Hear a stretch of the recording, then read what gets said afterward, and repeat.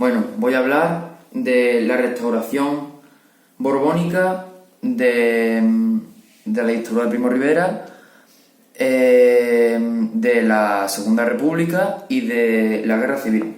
Pero antes quería contextualizar un poco hablando del reinado de Isabel II en el siglo XIX, que durante su reinado hubo una gran tensión política que se mantuvo hasta la Guerra Civil de 1936 e incluso más adelante. Los más progresistas sintieron que la reina Isabel apoyaba al lado más conservador, por lo que se rebelaron e implantaron una república que duró, esta es la reina Isabel II, e implantaron una república, la primera república española, que duró desde inicios de 1973 a finales de 1974. Entonces aquí cuando comienza la restauración a manos de Antonio Cánovas del Castillo, quien propuso ceder el trono al hijo de Isabel II, el príncipe Alfonso, que estaba en Inglaterra. Fue entonces cuando se publicó el Manifiesto de Sandhurst, en el que el príncipe Alfonso presentó su programa como rey. La restauración se puede dividir en tres partes: el reinado del mismo Alfonso XII, la regencia de María Cristina de Habsburgo-Lorena y el reinado de Alfonso XIII. En el reinado de Alfonso XII cabe destacar su entrada triunfal en Madrid, en la cual lo aclamaron como rey. Se redactó la Constitución de 1976, se acabó con la guerra carlista, que duró muchos años, y también debemos hablar del sistema político que se llevó a cabo, que es el canovismo o turnismo, un sistema político en el que, de manera no democrática, el partido más conservador y el más progresista se turnaban para llevar el poder del país y así evitar los conflictos. También durante el reinado de Alfonso XII se acabó con la Primera Guerra Cubana, con victoria peninsular. Este periodo acaba con la muerte de Alfonso XII, que murió prematuramente debido a una tuberculosis en el año 1885. Es entonces el rey Alfonso XII, y es entonces cuando comienza la regencia de María Cristina de Habsburgo-Lorena, que era su mujer, debido a que Alfonso XII murió cuando esta señora estaba todavía embarazada del heredero. Durante este periodo, durante la regencia de María Cristina, destaca el asesinato del que impulsó la restauración, Antonio Cánovas del Castillo, que era el jefe de Robino por aquella época, a manos del anarquista italiano Michel Angiolillo en 1897. Y también uno de los hechos más importantes, probablemente también de la historia de España, fue la Segunda Guerra Cubana, en la cual ganó Cuba, en parte por la ayuda de Estados Unidos, y que significó el fin de todas las colonias que había obtenido España desde los siglos de oro. Luego ese periodo acaba y comienza el reinado de Alfonso XIII, que es este señor que tenemos aquí. El reinado de Alfonso XIII podemos destacar principalmente la guerra de Marruecos en 1909, cuando una tribu marroquí agredió a trabajadores españoles, ya que España había adquirido la parte norte de Marruecos a modo de protectorado en el Tratado de Algeciras en 1906. Dentro de la guerra de Marruecos podemos destacar dos acontecimientos: la Semana Trágica de Barcelona, que aquí tengo diferentes imágenes. Aquí. La Semana Trágica de Barcelona, que duró desde el 26 de julio al 2 de agosto. Fue una fuerte huelga en Barcelona y otras zonas de Cataluña debido a la guerra, el ejército solicitó soldados de reserva, en su mayoría padres de familias obreras anarquistas, socialistas y republicanas. Podemos ver aquí imágenes de Barcelona ardiendo, libertad y justicia que pedían los obreros, y aquí al jefe del gobierno, Antonio Maura, que estaba en ese momento. Otro acontecimiento que destacó en la guerra de Marruecos es el desastre de Anual, que fue, aquí tenemos una imagen, fue una batalla perdida cerca de la base española de Anual, que supuso entre 7.000 y 11.000 muertes y por la que perdieron el territorio, aunque más tarde lo retomarían, acabando así con la guerra, que ganó el lado español. Luego, fuera de la guerra de Marruecos, destaca el trienio bolchevique. El trienio bolchevique duró desde 1918 a 1921.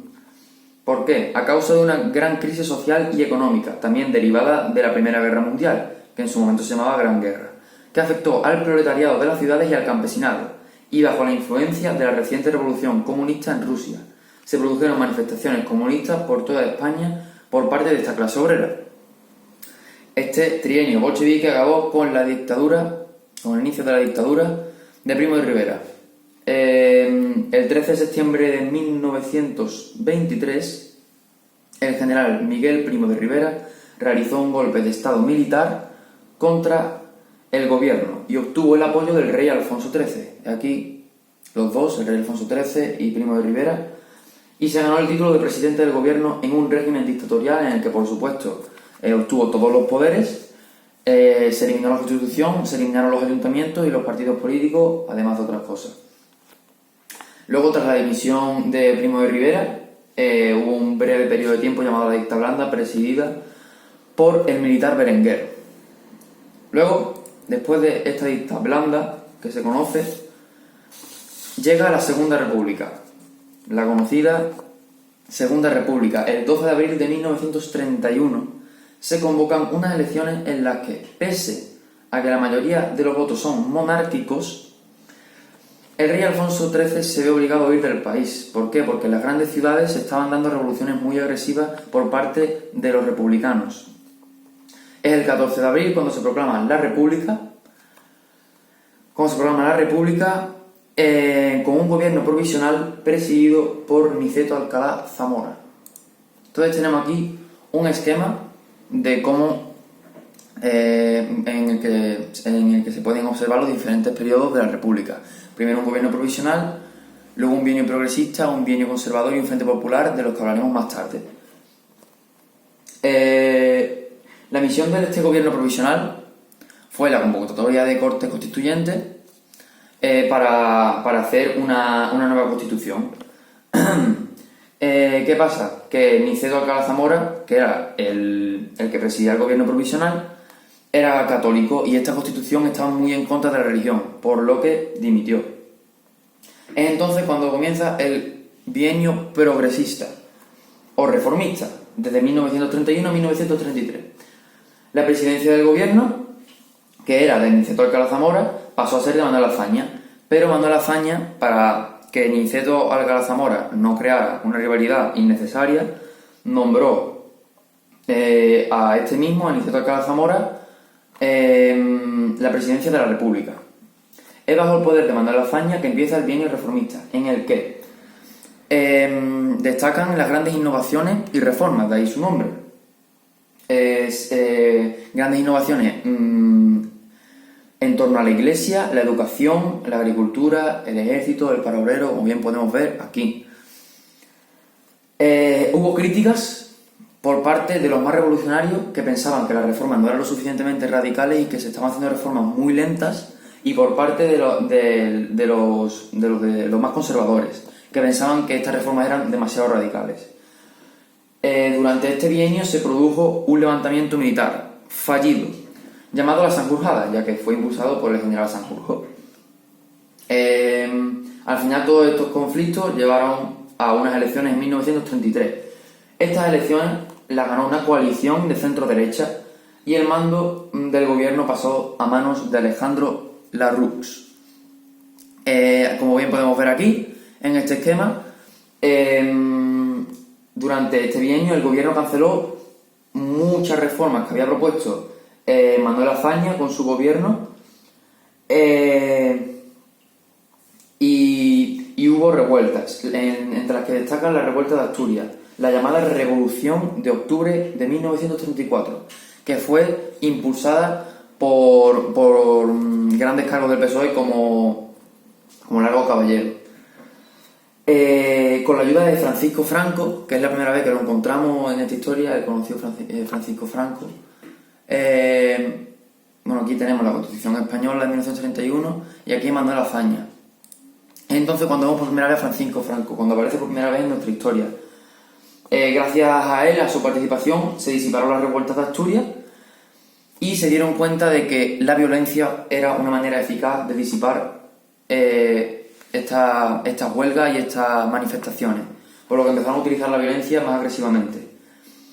En febrero de 1936 se vuelven a convocar elecciones.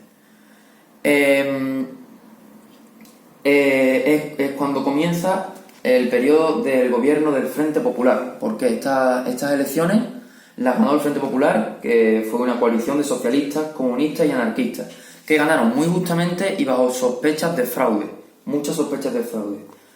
La presidencia del gobierno la asumiría Casares Quiroga y Manuel Azaña sería el presidente de la República. Para entonces, España estaba completamente dividida en dos partes. Por un lado, el Frente Popular. Por un lado teníamos el Frente Popular. Los radicales de izquierda llevaron a cabo huelgas y quemas de conventos, entre otros alborotos. El PSOE se dividió debido a la diversidad de opiniones respecto a las revoluciones y a la violencia que se debía llevar a cabo. Por otro lado, tenemos la Falange, que fue promovida por el hijo del antiguo dictador, Miguel Primo de Rivera, y su hijo era José Antonio Primo de Rivera, y que era un movimiento de inspiración fascista, el fascismo italiano, ¿no? En medio de todo este caos,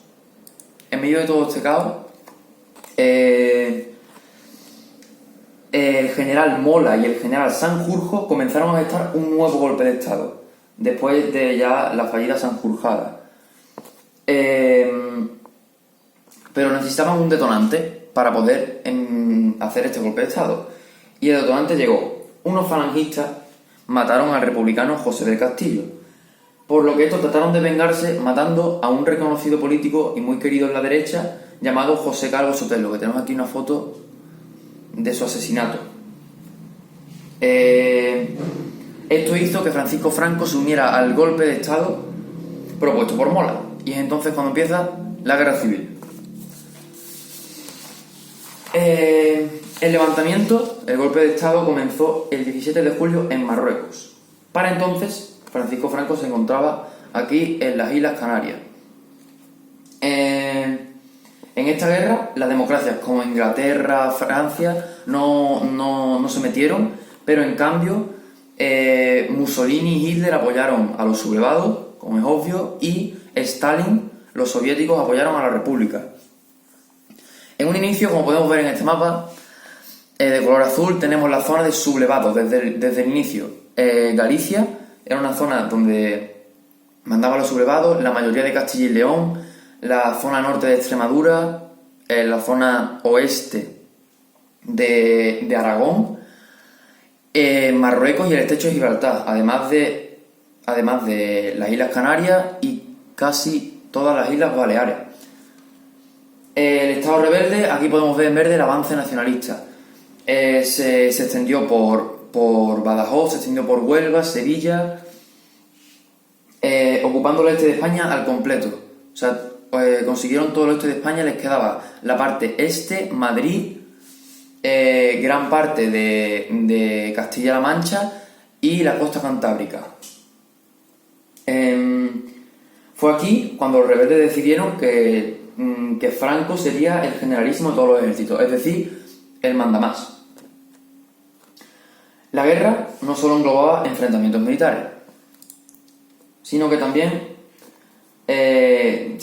se dieron numerosos fusilamientos, donde destaca, por ejemplo, el de Federico García Lorca, un reconocido poeta, asesinatos, y en general fue una guerra fratricida entre hermanos, entre vecinos y muy sangrienta. Este primer tramo, el inicio de la guerra, acabó con la batalla de Guadalajara, en la que los soldados de Mussolini pierden estrepitosamente en la conocida como la primera derrota del fascismo en una batalla. Entonces comienza la conquista del Cantábrico. En este tramo, en el tramo a partir de 1937, la guerra comienza a decantarse por el lado de los sublevados. La costa cantábrica era una zona estratégica debido a su carácter industrial, por lo que los rebeldes la priorizaron hasta conquistarla. Destaca, como podemos ver aquí, el bombardeo de Guernica, ya que Picasso le dedicó a Guernica un cuadro que se expuso en París, en el que denunciaba pues las penurias de la guerra y así también simpatizar con la República, ya que Picasso estaba del lado de la República. También conquistaron la zona de Málaga. Aquí ya conquistaron también Málaga y ya tenían pues más de la mitad del país. Estaba España dividida completamente en dos. No obstante, su principal objetivo era Madrid, la capital, pero no consiguen tomarlo gracias al material bélico soviético y a las brigadas internacionales, que eran militares de más de 50 países distintos que defendieron la capital hasta la muerte. Con España totalmente dividida, el gobierno, por precaución, que estaba ya presidido por Largo Caballero, el que promovió la revuelta de Asturias, que sustituyó a José Giral, que era el anterior presidente, se trasladó por precaución a Valencia y posteriormente a Barcelona. Largo Caballero dimite y Juan Negrín lo sustituye, y este decide montar un frente ofensivo. En el que acaba con la batalla de Teruel, en la que fracasa totalmente la República, y ya vemos por aquí cómo empieza a dividirse el territorio republicano en dos, la zona de Cataluña y la zona ya más del sureste y de Madrid. Acaba ya el periodo de la conquista de Cantábrico en 1937 y ya llegamos a 1938 con la batalla del Ebro. La República comenzó a descomponerse por conflictos internos y tras la batalla del Ebro, una de las más sangrientas de la guerra, aquí tenemos diferentes fotos, como se puede observar, los sublevados ganan y entran sin oposición en la sede del gobierno, que por entonces era Barcelona, como ya hemos comentado antes. Entonces, Francia e Inglaterra aceptan como presidente a Francisco Franco y Manuel Azaña, antes mencionado, que era el presidente de la República, dimite como presidente de la República. El 28 de marzo, Madrid es tomada y 3 días más tarde, Franco, aquí ya en Madrid, firma el último parte de guerra. Ahora voy a hablar de las consecuencias de la guerra. Se estima que hubo unos 500.000 muertos. Aquí tenemos una demostración, unos 500.000 muertos y más de 450.000 exiliados republicanos. También otra consecuencia, obviamente, económica, una crisis tremenda que dio lugar a una economía bastante agraria en las décadas siguientes. También deudas internacionales. Como ya comentamos antes, los republicanos obtuvieron la ayuda de los soviéticos, pero no fue gratis, sino que el oro que había en el Banco de España, conocido como oro de Moscú, fue el método de pago que emplearon los republicanos para recibir la ayuda de los soviéticos.